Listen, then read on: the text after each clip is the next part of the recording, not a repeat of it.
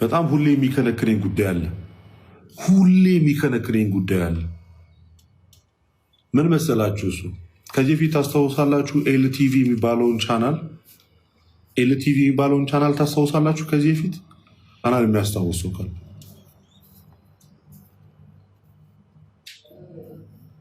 አስታውሳችሁት አይደል? እዛ ላይ የቤተልሔምን አወቃችኋት? ቤቲ የምትባለው እንግዶችን እየጋበዘች ኢንተርቪው የምታደርግ አስታውሳችኋት? እሷን ቀጭን አይኗ ተለቅ ያለ ቤተልሔም የምትባል የቤቲን ፕሮግራም እና እዛ ላይ የቀረቡትን ዶክተር ገመቺስን ታስታውሷቸዋላችሁ? ዶክተር ገመቺስ የሚባሉትን አካል በሰዓቱ ታስታውሳላችሁ? ዶክተር ገመቺስ የሚባሉትን ዶክተር ናቸው። ሰምታችኋል? እሷና እሳቸው በሚያደርጉት ንግግር ላይ የተዘራውን ዘር ሰምታችሁታል? እንዴት አይነት ንግግር እንደሆነ የሚያስታውሳለ? እዛ ጋር የተነገረውን ነገር ታስታውሱታላችሁ?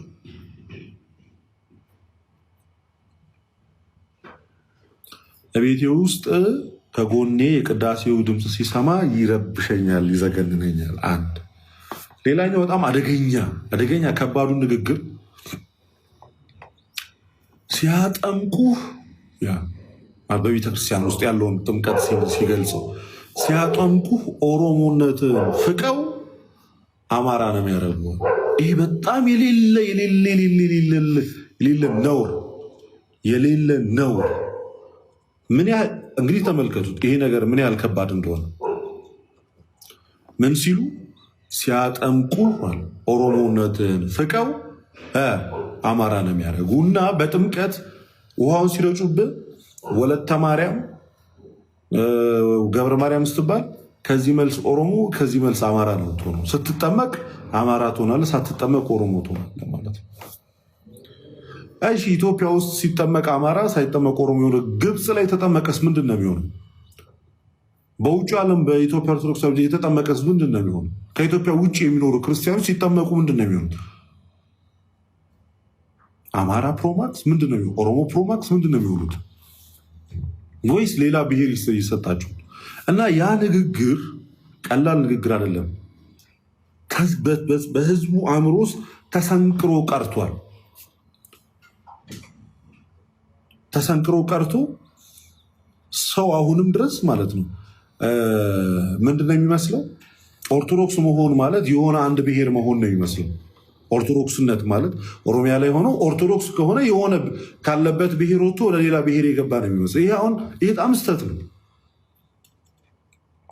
ኦርቶዶክሳዊነት ቀለሙ መልኩ ትግራይ ላይም አማራ ላይም ኦሮሚያ ላይም ደቡብ ላይም ጉጂ ላይም የትም ጋምቤላ ላይም ቤኒሻንጉል ጉሙዝ ላይም ኢትዮጵያ ውስጥ ያሉ የትኛውም ብሔር ብሔረሰቦች ውስጥ ኦርቶዶክሳዊነት ቀለሙ አንድና አንድ ክርስቶሳዊነትና ክርስቶሳዊነት ብቻ።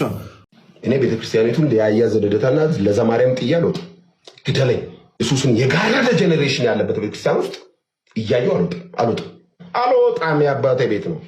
እኔ በጣም ብዙ ዘመቻ ተከፍቶብኛል። በጣም ብዙ ዘመቻ፣ ብዙ ያልተከፈተብኛል። ይገደል ቤቱ ይሄ ነው ግደሉት ያልተባልኩት አለ። እኔ ያለው ኢየሱስ ስላለ አንወጣም።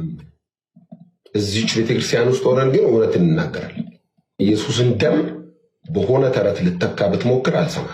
የኢየሱስን ደም የሚያክል የቅዱሳንም ደም ደርድረ በባዝ እንደዚህ በማስታጠሪያ ብታመጣ የኢየሱስን ደም ጫፉን ስለማይደርስ አልቀበልም። የሰው ሁሉ ኃጢአት የሚወገደው በልጁ በኢየሱስ ክርስቶስ ደም በኩል ነው። እኔ አላልኩም፣ ጳውሎስ ነው ያለው። ከመጽሐፍ ቅዱስ ጋር የተጣላችሁ ሰዎች ታረቁ። ቅዠት መከላከያ አይደለም፣ የዘላለም ሕይወት ነው ያለበት እዚህ ውስጥ። ተራስ ውስጥ አታስቀምጥ። እንደዚህ አትበል። የሚቀየር ሀቅ የለም። ተሞክሯል። እኔ ለማሸማቀቅ በጣም ተሞክሯል። ግርግር ተፈጥሮ ደብዳቤ ተጽፎ ጦርነት አለው። ምን እንዳይቀር ፌስቡክ ላይ ቪዲዮ ስለሰራ የእንዳልካቸው ዘነበ ዘካሪያስ ሕይወት ላይ የምትቀንሰው የምትጨምረው ነገር የለም። አድከም ቋንቋን ሳይጠፋ መጥቶ ከእንዳልክ ጋር 30 ዓመት የኖርኩበት ተቋም እኮ በደንብ አውቀዋለሁ እኮ። ጥዬ እኮ ነው የወጣሁት። ምንድን ነው የምትነግረኝ? ኢየሱስ በልጦብኝ እኮ እርግፍ አድርጌ የወጣሁት እኮ። በለጠ ኢየሱስ ይበልጣላ። ይኸውልህ ኢየሱስን ለዲቤት አይደለም። እኛ ለምን 50 ዓመት አትኖርበትም? እኛ ምን አገባ? ኢየሱስን ለውይይት እኛውን ያልነክ ኑሐሚን እየፈለገች ነው። ናና አውራት በመጽሐፍ ቅዱስ ዙሪያ በኖርክበት 30 ዓመት የኖርክበት ቤተ ክርስቲያን ምንድን ነበረች? እንደዚህ ከእውቀት ነፃ ስትሆን የኖርክበትን ዕድሜ ነው የምትቆጥረው፣ ሌላ ምንም። አንተ የኖርክበትን ዕድሜ ቆጠርክ እንጂ ቤተ ክርስቲያን ውስጥ አልኖርክም።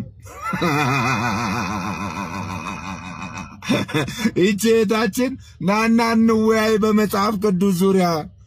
በቃ ዝም ብለህ እዛ ቀለሜ ቤት ውስጥ ከምትሽለጠለጥ ቀለሜ ቤት ውስጥ ዝም ብለህ ሰው እያነሳ ከምትቦጭቅና በመጽሐፍ ቅዱስ እናውራ እያለች ነው። አንተ አንዴ ሞቶልኛል፣ የሞተልኝን የተቀበልኩ እኔስ ልከራከር አይደለም ኢየሱስን የተቀበልኩ ትላለህ። ይህ መልስ አይሆንም። ካለ ዕውቀት ከገባክ ዕውቀት አካፍለን እኛ ምንማር። ይችም ልጅ መልሷን መልስላት።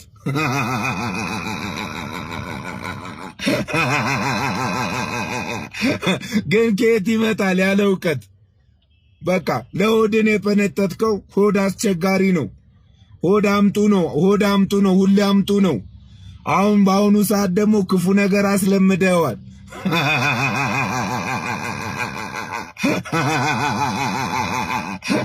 ስለዚህ አንተ ሆድ እንጂ ጭንቅላት የለም እያለች ነው ይቺ ልጅ። እኔም እያልኩክ ነው።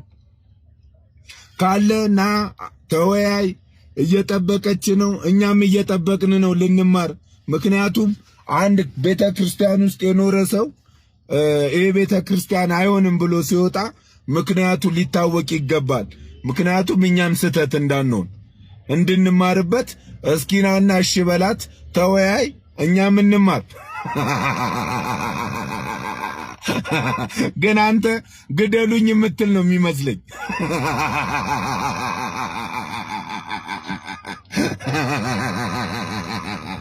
ልዕልት ቤተ ክርስቲያን ያለችን በሰው የተመሰረተች ቤተ ክርስቲያን የለችንም። አምላክ የመሰረታት ቤተ ክርስቲያን ያለችን።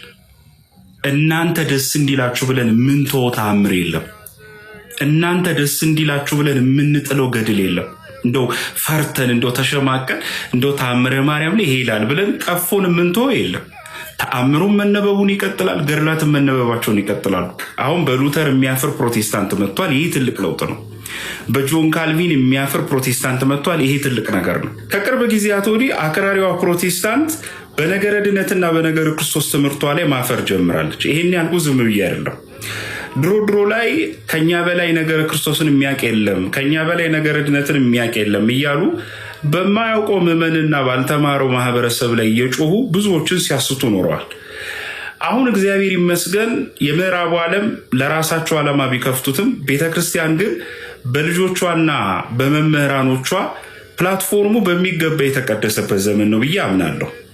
ታዲያ ይሄ በሆነ ጊዜ የእኛ ቀና የሆኑ መምህራንና ሰባኪያን ወይም በቤተክርስቲያን ጉዳይ ላይ ቅበተ እምነት የሚሰሩ ወንድሞች በነገረ ድነትና በነገረ ክርስቶስ ላይ እናውራ፣ በዚህ ጉዳይ ላይ እንወያይ ሲባል ደፍሮ የሚወያይ ፕሮቴስታንት፣ ደፍሮ የሚወያይ ሰባኪ ኔምባ የለም። ስለዚህ እኛን ገድላትና ድርሳናትን እናስጥላለን ብላችሁ ይልቁንስ የእናንተን ትምህርት ጥላችሁታል። አሁን በሉተር የሚመካ ፕሮቴስታንት የለም፣ አሁን የለም በቃ። ስለዚህ እኛን አቡነ ተክለ ሃይማኖትን እናስጥላለን ብላችሁ ነበር፣ አልሆነላችሁም። ይልቁንስ እናንተ ሉተርን፣ ጆን ካልቪን አሽቀንጠራችሁ ጥላችሁልናል። እኛ የኢየሱስ እንጂ ሉተር አይደለንም እያላችሁ ሉተርን የማይቀበል አዲስ ትውልድ መጥቷል። ይሄ ትልቅ ለውጥ ነው። እኛን አቡነ ገብረ መንፈስ ቅዱስን እናስጥላለን ብላችሁ መታችሁ ሳታውቁት የእናንተን መምህራን አናውቃቸውም እንዲህ ያለ ትምህርት አስተምሯል ሲባል ኧረ ከኛ ወገን አይደሉም እያላችሁ ስተወግዟቸው እያየን ነው። በጣም ትልቅ ለውጥ ነው። ሁለተኛው ደግሞ በጣም ትልቅ እየታየኝ ያለው ጥሩ ነገር እናንተ የእኛን ገድላትና ድርሳናት በተሳደባችሁ ባበሻቀጣችሁ ከተገለጸበት ከተጻፈበት አውድ ውጭ እንተረጉማለን እያላችሁ የእኛን ምዕመን እንበርዛለን ብላችሁ ስታስቡ ሳታውቁት የእኛ የቤተ ክርስቲያን ምስጢሯ በደንብ እንዲገለጥ እያደረጋችሁ ነው። በዚሁ አጋጣሚ ገድላት ድርሳናትን ስለተቻችሁ ማንም ይፈራ ኦርቶዶክሳዊ የለም። በሚገባ ቤተክርስቲያን ለሁሉም የተዘጋጀ የተሰነደ ትምህርትና አስተምህሮ አላት። ይህን ስል ግን አንዳንዶች ደግሞ ምን ይላሉ? አይ የእናንተ መምህራን ወይም እናንተ እኮ በነገረ ድህነት ጉዳይ ላይ እናውራ ትላላችሁ እንጂ በገድላት ላይ ማውራት ትፈራላችሁ ይላል። ማንም ይፈራ የለም። ርቱዓንና እውነተኛ የሆኑ የቤተክርስቲያን መምህራን በዚህ ጉዳይ ላይ ችግር የለባቸው። ነገር ግን በነገረ ድህነት ጉዳይ ላይ በነገረ ክርስቶስ ጉዳይ ላይ መጀመሪያ እንነጋገር፣ መጀመሪያ እንወያይ የሚባለው በሁለት ምክንያት ነው። አንድ ሰው መጀመሪያ በቤቱ ቅርጽና በቤቱ መሰራት ላይ ሳይስማማ የቤቱ ቀለም ምን ይሁን፣ ውስጠኛው ክፍል ላይ ስዕሉ የቱ ጋር ይሁን ብሎ አይነጋገርም። መጀመሪያ ቤት በተባለው በመሰረታዊው በነገረ ድህነት ላይ ማውራት ስላለብን መጀመሪያ አንድ ሰው የቤቱን በር ሳያልፍ ወደ ውስጥ ሊገባ አይችልም። አማናዊ የድህነት በር የተባሉ ደግሞ የነገረ ድህነት አስተምሮች አሉ። በክርስቶስ ጉዳይ ላይ ያልተግባባ ሰው እንዴት ብሎ በነገረ ማርያም ላይ ሊግባባ ይችላል? በክርስቶስ ጉዳይ ላይ ያልተግባባን የእናንተ ክርስቶስ ሌላ፣ የእኛ ክርስቶስ ሌላ። የእኛ ክርስቶስ በእውነት አምድ ላይ የተከላትን ቤተክርስቲያንን የመሰረታትን አምላክ ዘበአማን ብላ የምታምነው እውነተኛው አምላክ ነው። እናንተ የምትሰብኩት ክርስቶስ ደግሞ ዮሐንስ በራእዩ ላይ ሐሳዊ እያለ ሲነግረን የነበረውን ነው። ስለዚህ በእኛና በእናንተ መካከል ልዩነት አለ። በክርስቶስ ጉዳይ ላይ ያልተግባባን ሰዎች ምን ብለን ነው በነገረ ክርስቶስ ላይ በነገረ ማርያም ላይ የምንግባባው? በክርስቶስ ጉዳይ ላይ ያልተግባባን ሰዎች በአቡነ ዘርአ ብሩክ ላይ ምን ብለን ነው የምንግባባው? በክርስቶስ ጉዳይ ላይ ያልተግባባን ሰዎች በእስትንፋሰ ክርስቶስ ላይ ምን ብለን ነው የምንግባባው? ሁለተኛ መጀመሪያ በመጽሐፍ ቅዱስ ላይ ሊወራ ውይይት ሊደረግ ይገባል የሚባለው በገድልና በድርሳናት ቤተክርስቲያን አፍራ አታውቅም፣ ወደፊትም ስትሰብከው ትኖራለች። ለምንድን ነው ከተባለ መጽሐፍ ቅዱስን ያልተረዳ መጽሐፍ ቅዱስ ላይ ያልተግባባ ሰው ገድላት ላይ ብሄድ ሊስማማ ስለማይችል ነው። ይሄ ማለት እንጂ ግን ገድላት ድርሳናትን ስለማንጠቀሙ አይደለም። እኛም ውስጥ ያሉ አንዳንድሞች ባለማወቅና ባለመረዳት አይ ገድላትና ድርሳናትን እኛ ለውይይት ለክርክር አንጠቀምም ሲባል ደግሞ ይሰማል። ይሄ ማለት ለእኛ የቅድስት ቤተክርስቲያን በሚያስፈልጋት ሰዓት ሁሉ አይደለም ለሙግት ቀርቶ ጭራሽ ዋናው እኮ መጽሐፍ ቅዱስ በአካል ተተርጎሞ የምናገኘው እኮ በገድላት ውስጥ ነው። ይሄም በራሱ ደግሞ ቤተክርስቲያን አትቀበለው። ባይሆን ለሙግትና ለክርክር ግን ከእናንተ ጋር የማትቀርበው ለምንድን ነው ከተባለ እናንተ ይሄን ለመሸከም የሚችል አይምሮ ላይ ስላልደረሳችሁ ነው እንጂ ቤተክርስቲያን ባስፈለጋት ጊዜ ከፈለገች ገድለ ጊዮርጊስን ጠቅሳ ትንሣኤ ሙታንን ታስተምራለች። ከፈለገች ገድለ ተክለ ሃይማኖትን ጠቅሳ ሚስጥረ ቁርባንን ትጠቅሳለች። ማንም አይከለክላትም። ገድላትና ድርሳናት እንዳው በትርጓሜያት ላይ የተጻፈውን የማብራሪያ ሀሳብ ድርሳናት ላይ ኮሜንተሪዎች ላይ የምናገኛቸውን በአካል ግዘፍ ይዞ የምናገኘው ገድላት ላይ ነው። ስለዚህ ይህንንም ማስተሳሰብ ይዘን ነው እኛ የምንሄደው እንጂ በገድላትና በድርሳናት የትኛውም ኦርቶዶክሳዊት ቤተክርስቲያን አታፍርምም፣ አፍራም አታውቅም። ገድላት ይሰበካሉ። ገድላት እንደየቦታው እንዳስፈላጊነቱ ቦታ ላይ ለክርክርም ለሙግትም ትጠቀምበታለች፣ ተጠቅማም ታውቃለች። ሶስተኛ ደግሞ ቤተክርስቲያን አስፈላጊ የሆኑ ዶክትሪን ትምህርቶችን ጭምር ከዛ ጠቅሳ ጭምር ታስተምራለች። ስለዚህ እናንተ የእኛን ገድል እናስጠላለን የእኛን ታምር እናስጠላለን ብላችሁ ሳታውቁት ደፍራችሁ በነገረ ድነትና በነገረ ክርስቶስ ጉዳይ ላይ መወያየት የማትችሉበት አቅም ላይ ደርሳችኋል። የዘንድሮው አክራሪው ፕሮቴስታንት ነጥብ ጥሏል። በቃ በነገረ ድነት ማውራት አይችልም፣ በነገረ ክርስቶስ ማውራት አይችልም። መከራከር ይፈልጋሉ ግን አይችሉም። ምን ያድርጉ? ምክንያቱም ሶላ ፊዴ መጽሐፍ ቅዱስ ውስጥ የለም። ሶላ ስክሪፕቸር መጽሐፍ ቅዱስ ውስጥ የለም። ሶላ ግራሺያ መጽሐፍ ቅዱስ ውስጥ የለም። ሶላ ዲዮ ግሎሪያ መጽሐፍ ቅዱስ ውስጥ የለም። አምስቱ ሶሎች መጽሐፍ ቅዱስ የለም። ስለዚህ እኛን ገድል እናስጠላለን ብላችሁ ማሳደዱን ተውትና ነገረ ድነት ላይ እናውራ፣ ነገረ ክርስቶስ ላይ እናውራ፣ ነገረ መጽሐፍ ቅዱስ ላይ እናውራ። ከዛ በኋላ ሌላው ይደርሳል እንጂ በብሽሽቅ ስሜት በንትርቅ ስሜት ብጣቂ ገንዘብ እየወረወራችሁ ስዕል በማስቀደድ የምታቆሙት አምልኮ የለም። እንኳን እናንተን ስንቱን ርዝራዥ ብናኝ መናፍቅ ጠርጋ ያስወጣች ቤተክርስቲያን ናት። ቅዳሴው ይቀጥላል፣ ሰዓታቱ ይቀጥላል፣ ኪዳኑ ይቀጥላል። ትናንትም ገድለ ተክለ ሃይማኖት ይነበባል፣ ዛሬም ይነበባል፣ ነገም ይነበባል። ይልቅስ እናንተ ግን ትምህርታችሁን ጥላችሁታል ለማለት ነው። ኦርቶዶክሳውያን መምህራን ወንድሞቻችን በያላችሁበት መድኃኔዓለም ይጠብቃችሁ፣ ጸጋችሁን ያብዛልን። ስብሐት ለእግዚአብሔር አሜን። ማርያምን መጽሐፍ ቅዱስ ሙሉ ውስጥ በሙሉ ማገኛት መስሎኝ ነበር። ስርዓተ አምልኮ ያላትን ቦታ የሚያክል መጽሐፍ ቅዱስ ውስጥ ሽፋን አለማግኘቷ በጣም አስደንግጦኝ። የማርያምን ቅድስና፣ የማርያምን ልዩነት፣ የማርያምን አማላጅነት፣ እግዚአብሔር የሰጣትን ኪዳን፣ አዳኝነቷን፣ ተአምር አድራጊነቷን ብዙ ነገር ጠብቅ ነበር። ለምንድነው መጽሐፍ ቅዱስ ስለ ጊዮርጊስ ማያወራው? መጽሐፍ ቅዱሱ በሙሉ የሚያወራው ስለ ኢየሱስ ብቻ እንደሆነ ለመርጌታዬ እስከምነግረው ብቻ የክርስቶስ ክህነት ነው ፍጹም። አሁን ሊቀ ካህናችን ኢየሱስ ነው። ወንድማችን ምን አለ? በቃ ስለ ድንግል ማርያም ብዙ የህይወት ታሪኮቿ ምናምን የተጻፈ ይመስለኝ ነበር አለ። ልክ የክርስቶስ ኢየሱስ የህይወት ታሪክ ሁሉ እንደተጻፈ የቅድስት ድንግል ማርያምም የህይወት ታሪኳ ሁሉ ከቅድስት ሐናና ከቅዱስ ኢያቄም እንደተወለደች፣ በ3 ዓመቷ ለቤተ መቅደስ እንደተሰጠች፣ በቤተ መቅደስ እንዳደገች፣ ለዮሴፍ የታጨችበት መንገድ፣ ይህ ሁሉ እንግዲህ የተጻፈ ሊመስል ይችላል። በእመቤታችን በቅድስት ድንግል ማርያም የተደረጉ የተለያዩ ተአምራቶች፣ እነዚህ ሁሉ ነገሮች መጽሐፍ ቅዱስ ላይ ተጽፈዋል ብሎ ይመስለው ነበር። ምናልባት እንደዚህ ሰው የሚመስለውም ደግሞ በነገራችን ላይ ሌላም ሰው ሊኖር ይችላል። ነገር ግን አንድ ይመስለው የነበረ ሰው ያ ነገር ስተት እንደሆነ ሲረዳ መጽሐፍ ቅዱስ ማንበብ ሲጀምር መጀመሪያ ማወቅ ያለበት የእሱን አላዋቂነት እንጂ ወይኔ ለካ እንደዚህ ነው ሄጄ ለመሪ ጌታዬ ልንገር ማለት ይሄ እንዲህ አንተ እኮ ነው የመሰለ እሳቸው አይደሉም።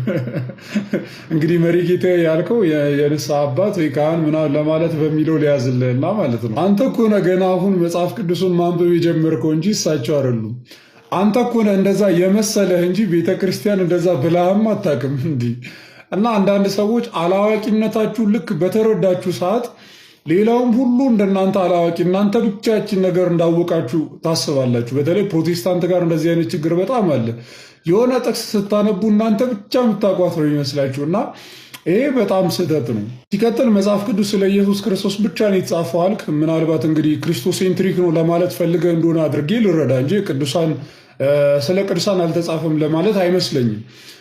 እናንተ እኮ አታፍሩም ትላላችሁ፣ አትሉም አይባልም። በእርግጥ ግን ክርስቶሴንትሪክ ነው ሙሉ ለሙሉ ከዘፍጥረት እስከ ዮሐንስ ራእይ ክርስቶሴንትሪክ ነው ለማለት ክርስቶስን ማዕከል ያደረገ ዋና ዓላማው ዋና ሀሳቡ ስለ ክርስቶስ ኢየሱስ ማንነት የሆነ ነው ከሆነ አዎ ትክክል ነው እና በዛ መልኩ ስለ እመቤታችንን ጠብቀ ከሆነ ሲጀመር ስህተት ነው።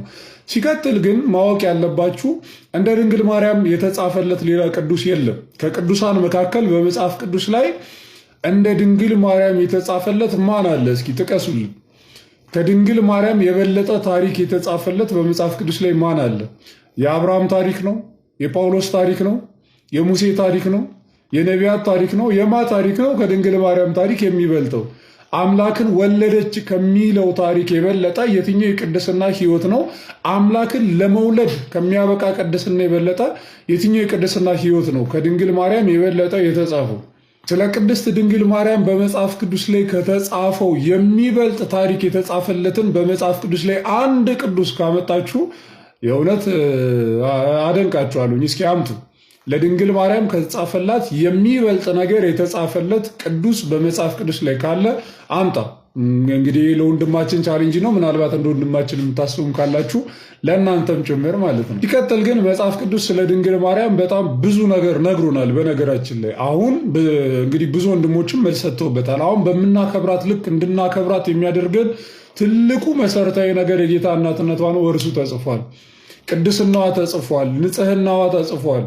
ጸጋ የተመላሽ መሆኗ ተጽፏል። ምልጃዋ በትክክል ተጽፏል። ስለዚህ እኛ ክርስቲያኖች እመቤታችን ቅድስት ድንግል ማርያምን በዚህ ልክ ለማክበር የሚያበቃን በቂ የሆነ ነገር ስለ እመቤታችን ስለ ድንግል ማርያም ተጽፎልናል። በምን ላይ? በመጽሐፍ ቅዱስ ላይ። በመጽሐፍ ቅዱስ ከተጻፈው የሚበልጥ የጻፈላት ራሱ ማንም የለም ብለን ነው ምናምነው። ብዙ መጽሐፍትን የጻፉላት ብዙ የምንወዳቸው ቅዱሳን አሉ፣ እንደነ ቅዱስ ኤፍሬም ያሉ። እነርሱ እንኳን ግን መጽሐፍ ቅዱስ እንደገለጠው ያህል ክብሯን ገልጠዋል ብለን አናምን። እነርሱ እንኳን እንደዚያ ያብራሩት መጽሐፍ ቅዱስን መሰረት አድርገው ነው። ስለዚህ ከመጽሐፍ ቅዱስ የበለጠ ስለ ድንግል ማርያም ያወራ የለም። በመጽሐፍ ቅዱስ ውስጥ ደግሞ እንደ ድንግል ማርያም የተጻፈለት ማንም የለም።